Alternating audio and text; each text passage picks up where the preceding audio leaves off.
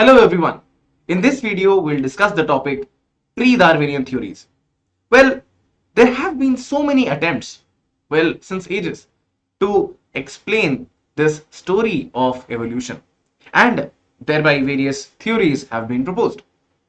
Not only Darwin's theory, but even before Darwin, various theories were proposed which are known as pre-Darwinian theories, and also after Darwin, that is post-Darwinian theories.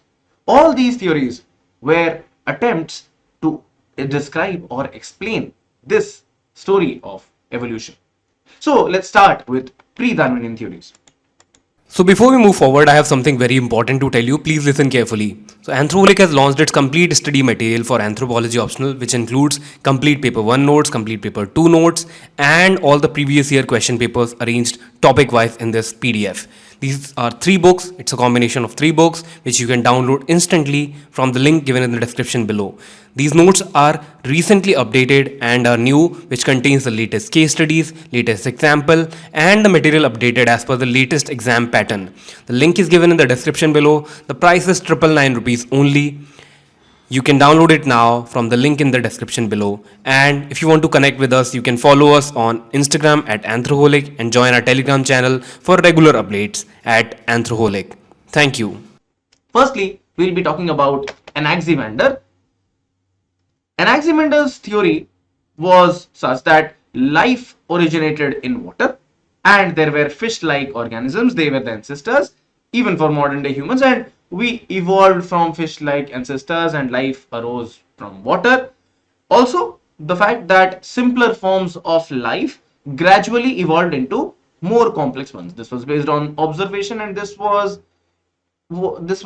ages ago, right? So Anaximander proposed this. Then there is another theory that was proposed by Empedocles. So what he suggested is that everything in the universe, also including all the non-living and living things, so yes, including the living organisms as well, is composed of a mix of 4 classical elements. This is something which was believed in by various other philosophers of that time, and the 4 classical elements were earth, water, air, and fire. So earth, water, air, and fire, the 4 classical elements as proposed. So all these together constitute the living as well as non-living beings on the planets, of course, our planet, as well as in the universe. That was the suggestion given by Empedocles.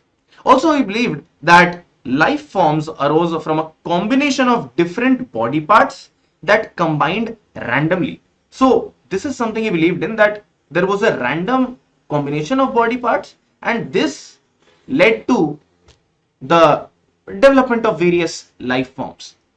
Fair enough. Now let's move to another theory. Well, the famous Greek philosopher Aristotle. What did Aristotle propose? Aristotle basically introduced the idea of a great chain of being, which basically arranged all the forms in a hierarchy. So basically he talked about a hierarchy,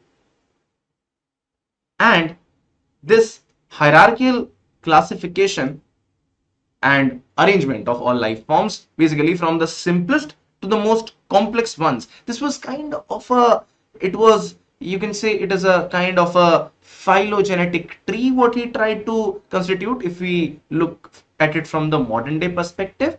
So he tried to create this great chain of a being and basically establish the relatedness among individuals and how various complex forms got derived from the simpler ones. This is what Aristotle's idea was.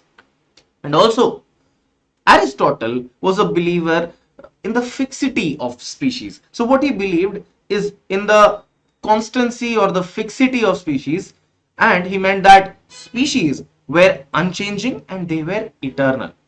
So although he established this relatedness, but he didn't believe in this idea of formation of various different species or the accumulation of various traits and thereby changes in the genetic constitution, all these things which we know from the modern day perspective, this is something Aristotle didn't believe in. Fair enough. Let's move to another theory. You just finished writing an answer and don't know how to evaluate it? I have got something for you. Answer writing AI का mains evaluator देता है premium feedback in just minutes. You just have to select your paper, marks, and upload your answer sheet. And within minutes, you will get a detailed analysis of your answer with improvement strategy and model answer. It's not less than a personal mentor. So what are you waiting for? Go and evaluate your answer on answerwriting.com right now. Here comes a very important theory. Well, these were very old theories given by philosophers, but now we will come to a very important theory. This is the theory given by Jean-Baptiste Lamarck. So Lamarck, what he did is he proposed the theory of inheritance of acquired characteristics. What are acquired characteristics? Well, let me tell you. Basically, whatever characteristics which we see, or let's say the traits what we see in organisms, these can be either inherited, something that is genetic, that has a genetic component, something that we can inherit from our parents, and there can be traits, there can be habits, there can be various features which we have acquired in our lifetime. This is something which we have not inherited. This is something which we have not inherited. Now, let's say singing, speaking, any kind of talent related aspect which we talk about, or maybe a bodybuilder has built some muscles.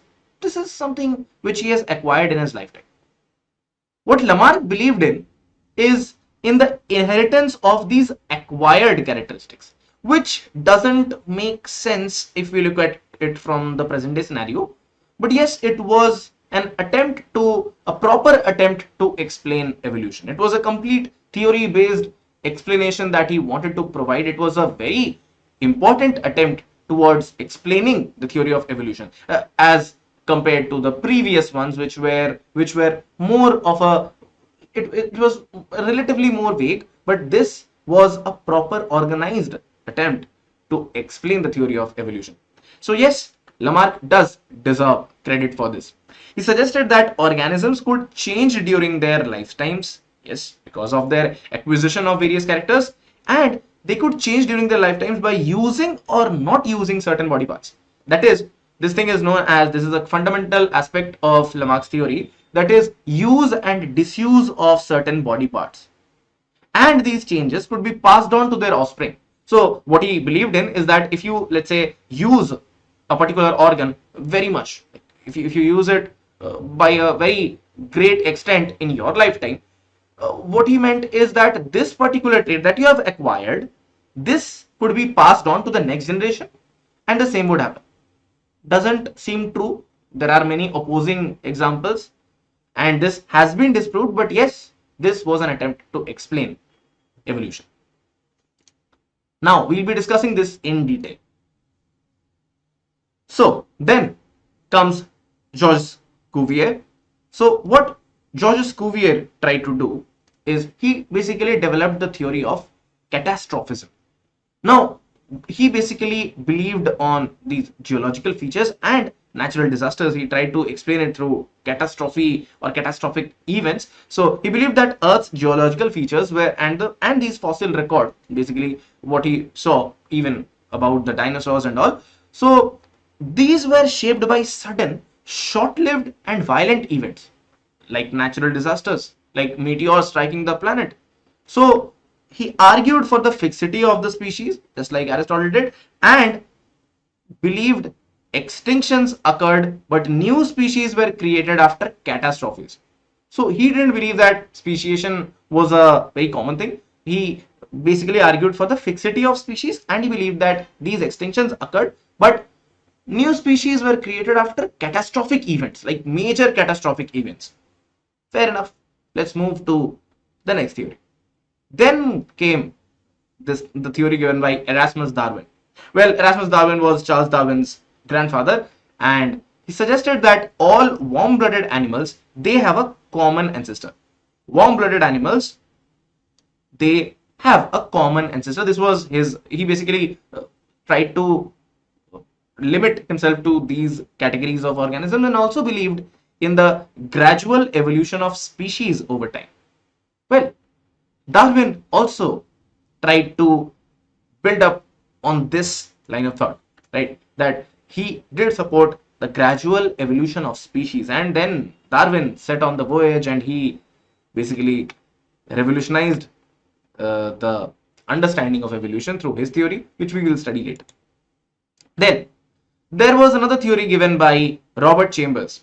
So Robert Chambers, he published Vestiges of the Natural History of Creation in 1844 anonymously, and he argued that the development of life and universe was progressive and it could be explained by natural laws.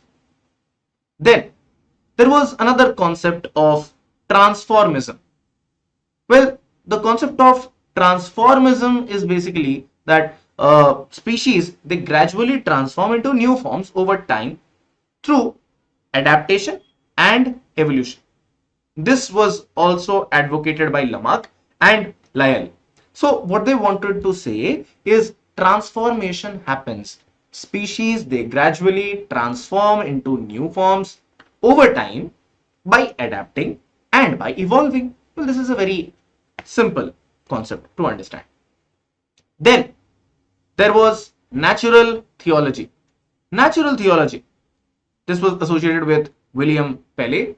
So the complexity and design in nature, what we see, what we observe, they are the evidence of a divine creator. Well, this was the belief of William Paley, and that is the concept of natural theology, which was more based on belief as compared to the scientific evidences. Then there comes the concept of uniformitarianism. Well, Earth's geological features, which we see, they result from slow, continuous processes over long periods. This was championed by Charles Lyell, and he believed in uniformitarianism. So basically, there is this concept of uniformity, and all the geological features that we see on the planet, mountains and so many geological features, what we see, tectonic plate movements and everything, these are a result of various slow, continuous processes over long periods, and this was linked to evolution as well. So this brings us to the end of this topic, and thank you so much for watching this video, and I'll see you in the next one. Thanks for watching this video. Please make sure to subscribe to our YouTube channel and join our Telegram for regular updates. I'll see you in the next one.